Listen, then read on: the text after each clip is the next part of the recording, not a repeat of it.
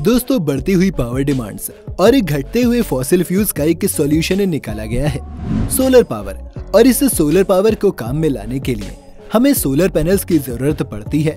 छोटे छोटे कैलकुलेटर्स पर इन्हें पहले इंस्टॉल किया जाता था, लेकिन आज ये स्ट्रीट लाइट्स से लेकर लोगों के घरों तक में अपनी जगह बना चुके हैं। आज कई सारे सोलर पावर प्लांट्स या फिर सोलर फार्म्स को दुनिया के कई देश अपने यहाँ बना रहे हैं और माना जा रहा है कि आने वाले वक्त में दुनिया की 30 से 40% बिजली अकेले इन सोलर पैनल्स से आएगी।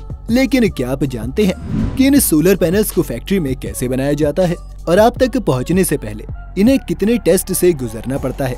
आज इन्हीं सब सवालों का जवाब हम इस वीडियो में जानेंगे, तो बने रहिएगा हमारे साथ वीडियो के अंत तक। लेकिन वीडियो शुरू होने से पहले अगर आप चैनल पर नए हैं या आपने अभी तक चैनल को सब्सक्राइब नहीं किया है तो चैनल को सब्सक्राइब करना और बेल आइकन दबाना बिल्कुल ना भूलें।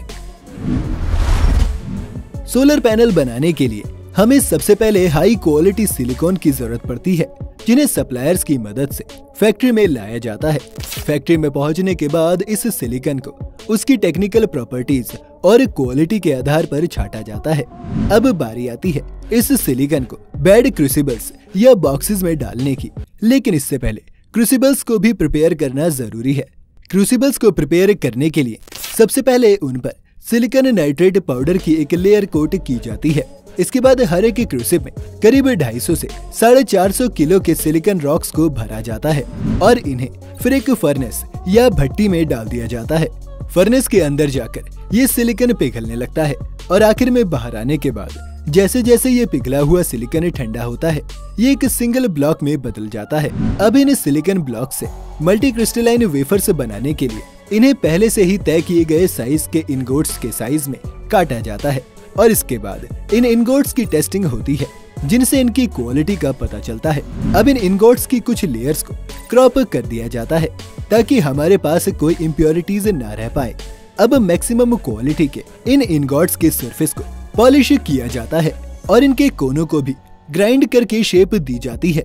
इसके बाद इस इनगोट के जितने भी पार्ट्स काम के होते हैं उन्हें स्लाइस करके वेफर्स की फॉर्म में काट लिया जाता है। इस काम के लिए हाई प्रिसीजन ऑटोमेटिक मशीन का इस्तेमाल किया जाता है, जो स्टील वायर्स और सिलिकॉन पाउडर का सहारा लेती हैं।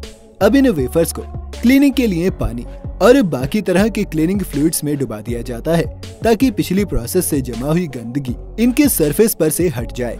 अब एक क्वालिटी कंट्रोल प्रोसेस द्वारा इन वेफर्स की अच्छी से जांच की जाती है और इन्हें इसके बाद फिर से कई तरह के केमिकल बाथ से गुजारा जाता है और बाहर आने पर गर्म हवा को इनके ऊपर ब्लो करते हुए इन्हें सुखा लिया जाता है।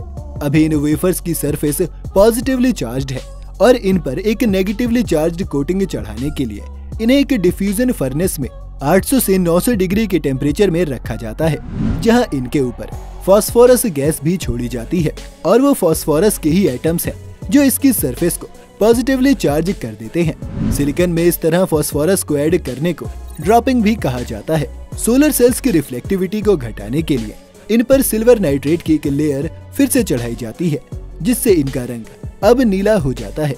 इस सिल्वर नाइट्रेट में मौजूद हाइड्रोजन एटम्स भी कई तरह से इन सेल्स की परफॉर्मेंस बढ़ाने में मदद करते हैं। अब चांदी के पेस्ट से बने कॉन्टैक्ट्स को एक कंडक्टर की तरह एक्ट करने के लिए इन सेल्स पर प्रिंट किया जाता है और फिर इन्हें एक फायरिंग फर्नेस में भेज दिया जाता है, जहां ये सिल्वर अच्छे से इन सेल्स से जुड़ जाता है। आपने शायद पढ़ा ही होगा कि मेटल्स में सबसे ज्यादा इलेक्ट्रिसिटी कंडक्ट करने वाला मेटल सिल्वर ही है, इसलिए इसे यहाँ यूज किया जा रहा है और यही वजह है कि चांदी के कारण ये सोलर पैनल्स काफी महंगे भी होते हैं। प्रोडक्शन की तरफ लौटें तो अब हमारे तैयार हो चुके सेल्स को एफिशिएंसी लेवल और ऑप्टिकल क्राइटेरिया के लिए टेस्ट करने के बाद एक परफॉर्मेंस स्कोर और क्वालिटी लेवल दिया जाता है। अब इन सेल्स को साथ में जोड़ने के लिए मल्टीपल सेल्स को टेपिंग और स्ट्रैंगिंग मेथड से एक डिजायर्ड इलेक्ट्रिकल कॉन्फ़िगरेशन में लगाया जाता है और फिर इन्हें ग्लास, EVA और एक ब्लैक शीट के बीच में पैक कर दिया जाता है। अब इस पूरे मॉड्यूल को लेमिनेट किया जाता है और फिर हीट करने के बाद ये आपस में अच्छे से जुड़ जाता है। एक एल्यूमिनियम फ्रेम को इसके चारों ओर इंस्टॉल करने के बाद ये प्रोडक्ट लगभग बनकर तैयार ही है कि बस एक चीज इसमें अभी बाकी है। इन सोलर पैनल्स को बिना टेस्टिंग के फैक्ट्री से बाहर नहीं भेजा जाता और इसी वजह से हर बैच में से कुछ रैंडम सैंपल्स को उठा लिया जाता है और इन पर कई सारे टेस्ट किए जाते हैं। इन टेस्ट में से पहला टेस्ट एक इंफ्रारेड कैमरे से किया जाता है, जिसमें इन कंप्लीट मॉड्यूल्स में होल्स ढूंढे जाते हैं। इसके बाद इन पर एक फ्लैश टेस्ट होता है, जिसमें ये पता चलता है कि कितनी इलेक्ट्रिसिटी एक फ्लैश से प्रोड्यूस हो रही है। अगला टेस्ट है स्ट्रेंथ टेस्ट। इस टेस्ट में एक हैवी वेट से बार बार इन पैनल्स को हिट किया जाता है ताकि ये देखा जा सके कि कहीं ये आसानी से टूट ना जाए। इस टेस्ट को मैकेनिकल लोडिंग टेस्ट भी कहते हैं। हमारे अगले टेस्ट में इन पैनल्स को एक मशीन के अंदर डाल दिया जाता है, जहां पर तेज हवाओं, स्नो और आने वाली बारिश जैसे एनवायरनमेंट्स को क्रिएट किया जाता है। उनमें एक पैनल की परफॉर्मेंस और रेसिस्टेंस टेस्ट की जाती है। इस टेस्ट के बाद सूरज की गर्मी में रहने पर इन पैनल्स का टेम्परेचर क्या होगा, इसका भी टेस्ट किया जाता है और इसके लिए एक इंफ्रारेड कैमरे का सहारा लिया जाता है। आखिर में 8 और टेस्ट किए जाते हैं जो इन पैनल्स की परफॉर्मेंस और इनके बिहेवियर को हैवी ह्यूमिडिटी, यूवी लाइट और खराब मौसम में टेस्ट करते हैं। और इन सभी टेस्ट में क्लियर होने के बाद ही कहीं जाकर इन पैनल्स को फैक्ट्री से बाहर जाने की इजाजत मिलती है। तो ये था सोलर पैनल्स बनाने का फैक्ट्री प्रोसेस। ये प्रोसेस इसलिए भी खास है क्योंकि आपने इसमें सिर्फ सोलर पैनल्स को ही नहीं बल्कि भविष्य को बनते हुए देखा है। वो भविष्य जहां हम बिना कोई पोल्यूशन किए भी अपने घरों को बिजली दे पाएंगे और एक क्लीन और ग्रीन अर्थ को बनाने के सपने में साकार होंगे। लेकिन आज भी सोलर पैनल्स को लेकर कई लोगों में डाउट्स रहते हैं। हम आपसे पूछना चाहते हैं कि क्या अगर आपको मौका मिले तो आप ट्रेडिशनल इलेक्ट्रिसिटी की जगह अपने घर की छत पर सोलर पैनल से लगाकर बिजली बनाना पसंद करेंगे?